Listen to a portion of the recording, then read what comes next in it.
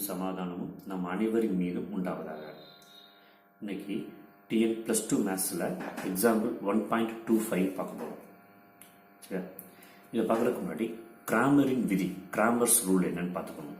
Cramer's rule இப்போதைக்கு என்ன நினைவு வச்சுக்கோங்கன்னா, ஒரு சமன்பாடுகள் இந்த மாதிரி நேரிய சமன்பாடுகள் இருக்குன்னு வச்சுக்கோங்க. ப்ராப்ளத்துக்கு கொடுத்துக்கொள்ள இந்த மாதிரி நேரிய சமன்பாடுகள் இருக்குது அப்படின்னு சொன்னால் அதில் இருக்கக்கூடிய மாறிகள் வேரியபிள் இருக்கு இல்லையா, எக்ஸ் ஒய் இசட், ஒரு ஈக்குவேஷன் இருக்கக்கூடிய வேரியபிள்ஸ் எக்ஸ் ஒய் இசட்டை கண்டுபிடிக்கிறதுக்கு x equal to δ1 by delta, ஒய்ங்கிறது δ2 பை டெல்டா, இசட்டுங்கிறது δ3 பை டெல்டா.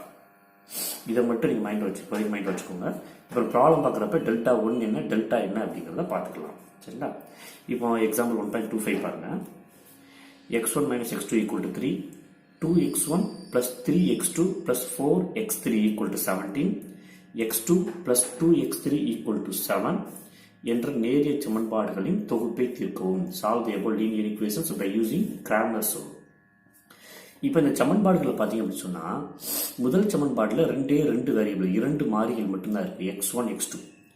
ரெண்டாவது சமன்பாட்டில் 3 மாறிகள், 3 வேரியபிள், x1 x2 x3. மூணாவது சமன்பாட்டில் x2 x3. அப்போ பொதுவாக பார்த்தீங்க அப்படின்னு சொன்னீங்கன்னா இந்த மூணுலையுமே சேர்த்து x1 x2 x3ன்னு சொல்லிட்டு 3 மாறிகள் இருக்கு. x1 x2 x3ன்னு சொல்லிட்டு 3 வேரியபிள்ஸ் தான் நமக்கு இந்த 3 சமன்பாட்டிலையும் இருக்கு. அப்போ இந்த 3 சமன்பாடுகளையுமே 3 வேரியபிளும் இருக்கிற மாதிரி நான் எழுதுற முதல்ல. சரிங்களா? எப்படி எழுதுறேன் அப்படின்னா, ஃபர்ஸ்ட் ஒன்ல சொல்யூஷன். முதல் சமன்பாடு என்ன இல்லை, x3 இல்லை அப்படிதானே. x3 இல்லைங்கிறதுனால அது 0x3 நான் சேர்த்துக்கிறேன். அப்போ இதை எப்படி எழுதிக்கலாமா, x1 - x2 + 0x3 = 3. இந்த கான்ஸ்டன்ட் பூரா ரைட் சைடு இருக்கிற மாதிரி பார்த்துக்கோங்க. வேரியபிள் இல்லாமல், மாறிகள் இல்லாமல் வரக்கூடிய வெறும் எண்கள் இருக்கு இல்லையா, அது பூராமே வலது பக்கம் இருக்கிற மாதிரி பார்த்துக்கோங்க. இப்போ அடுத்து ரெண்டாவது ஈக்குவேஷன் பாருங்க. 2x1 3x2 4x3 = 17. x1க்கு நேர x1, x2க்கு நேர x2, x3க்கு நேர x3 வர மாதிரி எழுதிருக்கேன். அடுத்து மூணாவது சமன்பாட்டில் x1 இல்லை. அப்போ 0x1 + x2 + 2x3 = 7. மூணாவது சமன்பாடு இதுக்கு எழுதியாச்சு. இந்த 3 சமன்பாடு எழுதிட்டீங்கன்னு சொன்னால், இந்த 3னுடைய மாறிகள் இருக்கு இல்லையா, மாறிகள் டேம் மட்டும் பாருங்க. இந்த மாறிகள் டேமினுடைய கெழுக்களினுடைய அணி எழுதலாமா? மாறிகள் டேமினுடைய கெழுக்கள் அணி, கோஎஃபிஷியன்ட் மேட்ரிக்ஸ். சரியா? கெழுக்களின் அணி.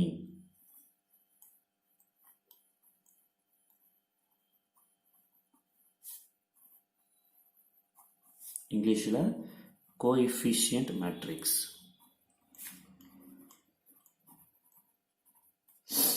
அந்த கோஎஃபிஷியன்ட் மேட்ரிக்ஸ் தான் டெல்டா அப்படின்னு சொல்றோம். கெழுக்களின் அணின்னு சொல்றோம் இல்லையா, கெழுக்களின் அணிக்கோவை,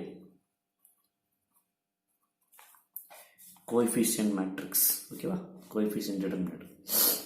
ஓகே, இப்போ என்ன செய்யலாம் அப்படின்னு சொன்னால், இதைத்தான் நம்ம டெல்டா அப்படின்னு சொல்லிக்கிறோம். Delta = determinant of coefficient matrix determinant.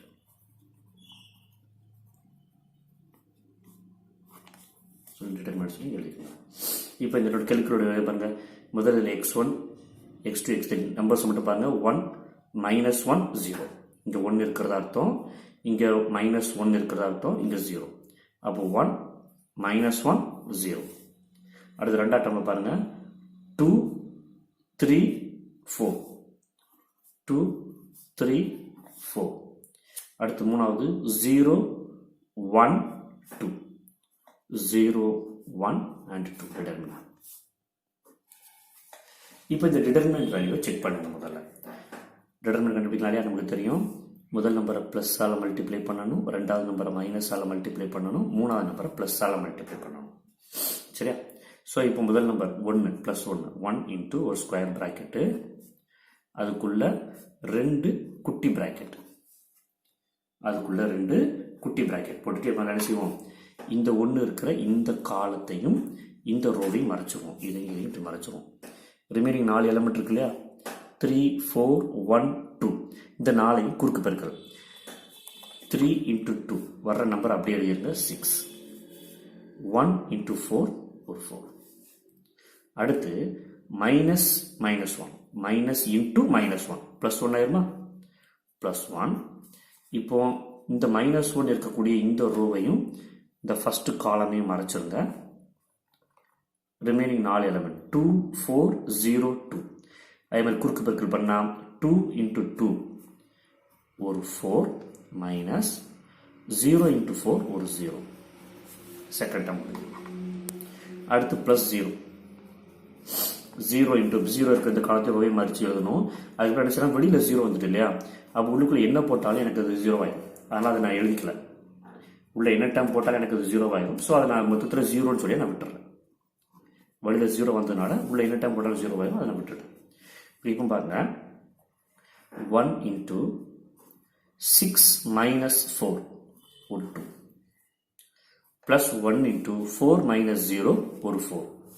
அப்போ ஆட்டோமேட்டிக் என்ன ஆகுதுன்னா 1 × 2 ஒரு 2,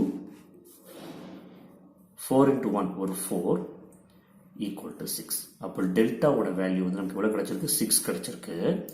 இந்த வேல்யூ நாட் ஈக்குவல் டு 0வாக இருக்கணும். நம்ம ஏற்கனவே இதே மாதிரி எங்கே பார்த்தோம், நம்ம இன்வர்ஸ்க்கு பார்த்துருக்கோம். Determinant value not equal to 0ன்னு பார்த்தோம் இல்லையா. இன்வர்ஸ் கண்டுபிடிக்கிறதுக்கு 1/determinant of a into adjoint of a inverse equal to அந்த ஃபார்முலா பார்த்துக்கோங்க இல்லையா. அந்த formula determinant of not equal to 0 பார்த்தோம். அதே தான் இங்கேயும் டிட்டர்மினன்ட் வேல்யூ கொடுக்கப்பட்ட அணியினுடைய கெழுக்கள், கொடுக்கப்பட்ட சமன்பாடுகளினுடைய கெழுக்களினுடைய அணி இருக்கு இல்லையா, அதோட டிட்டர்மினன்ட் வேல்யூ அணிக்கோவை மதிப்பானது 0 இல்லாத ஒரு எண்ணாக இருக்கணும். அப்போ கிராமர் சூழலை பொறுத்த வரைக்கும் நம்ம ஏற்கனவே கிராமர் சூழல் சொன்னாலே x = டெல்டா 1/டெல்டா, y = டெல்டா 2/டெல்டா, z = டெல்டா 3/டெல்டா சொன்னோம் இல்லையா. இதில் கண்டிஷன் என்ன அப்படின்னா டெல்டா நாட் ஈக்குவல் டு 0. கண்டிப்பாக டெல்டா 0வாக இருக்கக்கூடாது. டெல்டா நாட் ஈக்குவல் டு 0வாக தான் இருக்கும். சரி, இது வந்து கண்டிஷன். சரிங்களா. ஓகே, இப்போ டெல்டா கண்டுபிடிச்சாச்சுங்களா. இப்போ டெல்டா கண்டுபிடிச்சாச்சுன்னா அடுத்து நமக்கு ஒரு 3 வேரியபிள் இருக்கு பாருங்க, x1 x2 x3. அப்போ டெல்டா 1 ஃபார்முலா படி 3 variable x1 xy z 3 variable இருந்துச்சு அப்படின்னு சொன்னா டெல்டா 1 டெல்டா 2 டெல்டா 3 கண்டுபிடிக்கணும். முதல்ல டெல்டா 1 கண்டுபிடிக்குமா. டெல்டா 1 ஈக்குவல் டு ஒரு டிட்டர்மினன்ட் தான், அதுவும் பெருசா ஒன்றும் இல்லைப்பா. நல்ல கவனி, இந்த டெல்டாவுடைய டிட்டர்மினன்ட் இருக்கு இல்லையா, இந்த டெல்டாவோட டிட்டர்மினன்ட்ல டெல்டா 1 தானே பார்க்க போறோம். 1 அப்படின்னா முதல் காலம், முதல் நிரல் எடுத்துக்கணும். டெல்டா 1 அப்படின்னா முதல் நிரல், டெல்டா 2னா ரெண்டாவது நிரல், டெல்டா 3னா மூணாவது நிரல். என்ன பண்ண போறோம், டெல்டா 1னா முதல் நிரல் இருக்கக்கூடிய எண்கள் இருக்கு இல்லையா, 1 2 0.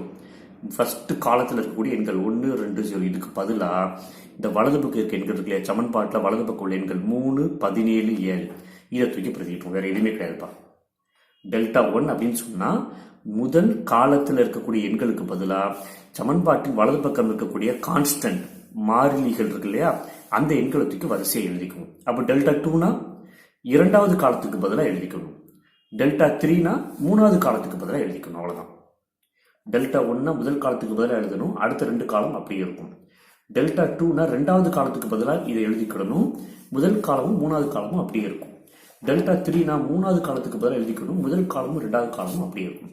இப்போ இந்த 1 2 0 டெல்டா 1 எழுத போறோம் இல்லையா, அப்போ இந்த 1 2 0க்கு பதிலாக 3 17 and 7 அப்படிங்கிற நம்பர் வரப்போகுது. சரிங்களா. இப்போ டெல்டா 1 பாருங்க,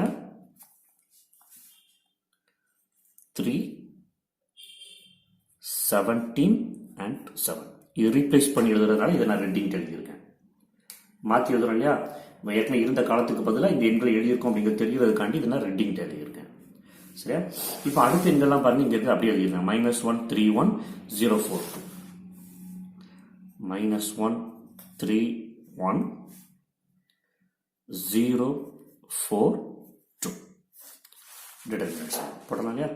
இப்போ இதுக்கு டிட்டர்மினன்ட் கண்டுபிடிக்குமா, வழக்கம் போல எப்போதும் செய்யற மாதிரி இங்க பிளஸ் ஆல மல்டிப்ளை பண்ணணும், இதை மைனஸ் ஆல மல்டிப்ளை பண்ணணும், இதை பிளஸ் ஆல மல்டிப்ளை பண்ணிக்கணும். சரியா. ஸோ இப்போ என்ன செய்யலாம் அப்படின்னு சொன்னா முதல்ல 3 வந்து பிளஸ் ஆல மல்டிப்ளை பண்றோம் அப்படிதானா. அப்போ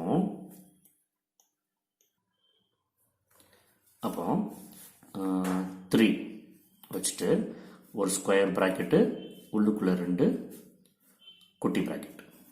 சரியா போட்டுட்டு இப்போ 3 இருக்கிற இந்த காலமையும் இந்த ரோவையும் மறைச்சிருவோம். ரிமைனிங் 4 எலிமெண்ட் 3 4 1 2 குறுக்கு பெருக்கல் பண்ணா 3 × 2 6 1 × 4 4. அப்போ இங்கே 6 இங்கே 4. அடுத்து minus into minus plus 1 square bracket உள்ள 2 குட்டி ப்ராக்கெட்டு. சரிங்களா? இப்போ -1 இருக்கிற இந்த காலமையும் இந்த ரோவையும் நான் மறைச்சிடுறேன். ரிமைனிங் 4 எலமெண்ட் 17 4 7 2 இருக்கு. குறுக்கு பெருக்கல் பண்ணீங்கன்னா 17 இன்ட்டு 2 17 இன்ட்டு 2 ஒரு 34, 7 இன்ட்டு 4 ஒரு 28. சரிங்களா? ஒரு 34 ஒரு 28. ரைட், முடிஞ்சதா? அதுக்கு அடுத்து 0. 3ஆம் நம்பர் 0ங்கிறனால அதுக்கு அடுத்து எதை போட்டாலும் 0 ஆயிரும். அதனால அதில் பெருசாக எழுதிக்கல, வெறும் 0ன்னு சொல்லி விட்டுட்டேன் நான். இப்போ இதை மட்டும் சிம்பிளிஃபை பண்ணுவோமா? 3 into 6 minus 4 2 plus 1 into 34 minus 28 ஒரு 6. அப்போ என்ன ஆகுது பாருங்க, 34 மைனஸ் 28 ஒரு 6. 3 இன்ட்டு 2 ஒரு 6 ப்ளஸ் 1 இன்ட்டு 6 ஒரு 6 6 ப்ளஸ் 6 12. அப்போ டெல்டாவின் மதிப்பு 12.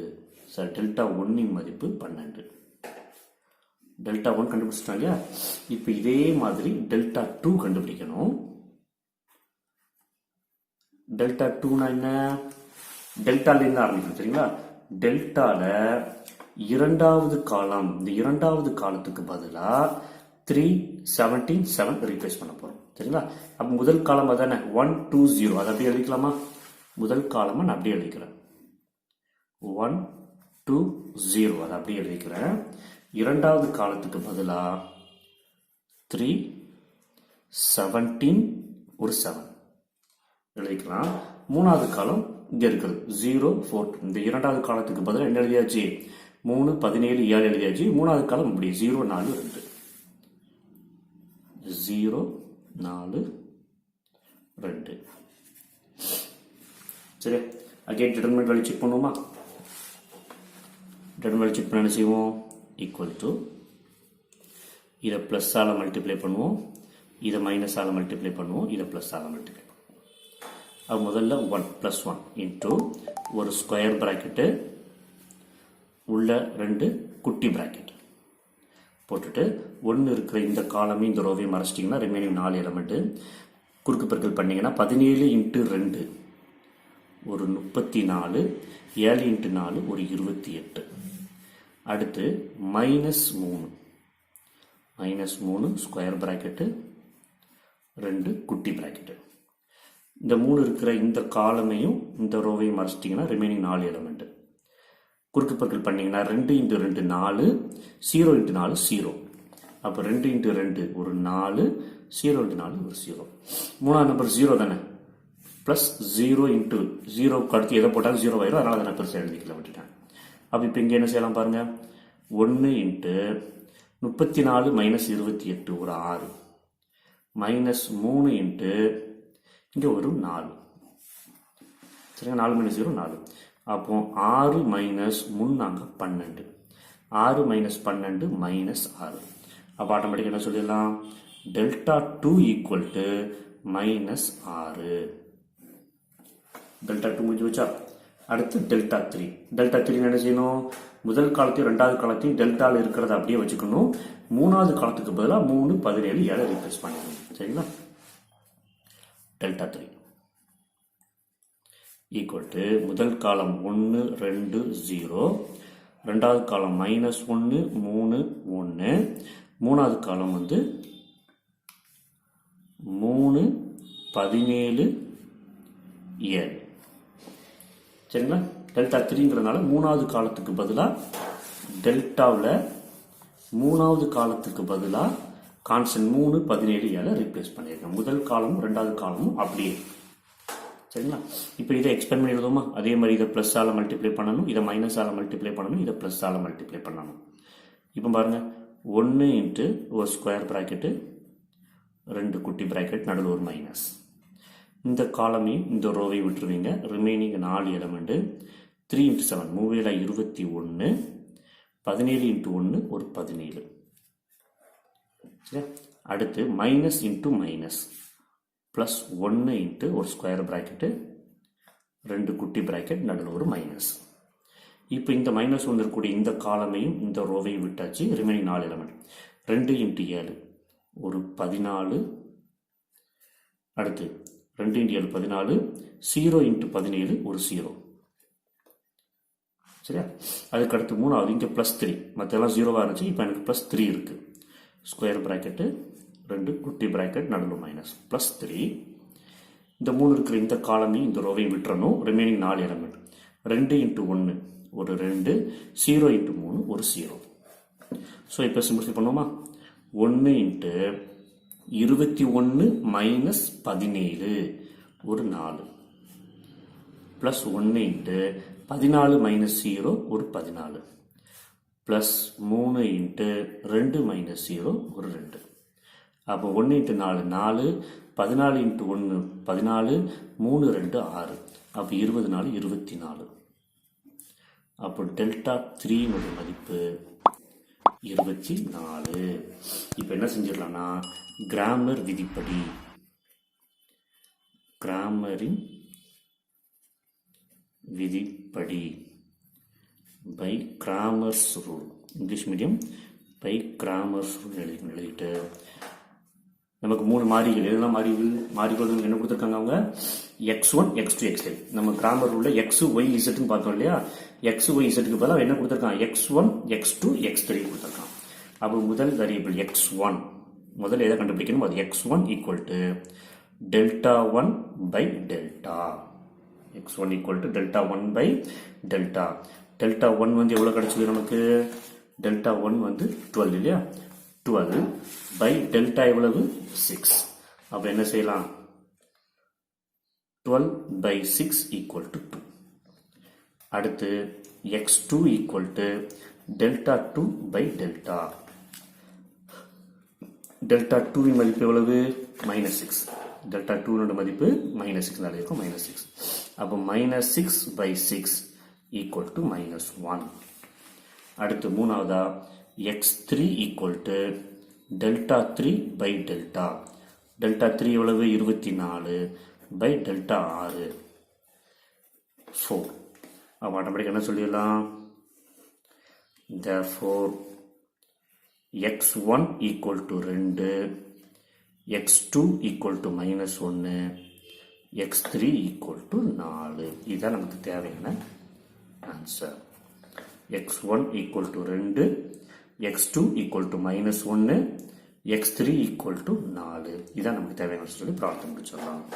ஸோ அப்போ இந்த சமன்பாடு தீர்க்கிறதுக்கு டெல்டா 1 டெல்டா 2 டெல்டா 3 3 டிட்டர்மினண்ட்டை உருவாக்குறோம். டெல்டாங்கிறது கொடுத்திருக்க அணிகளினுடைய, கொடுத்திருக்க சமன்பாட்டினுடைய கெழுக்களினுடைய அணிக்கோவை.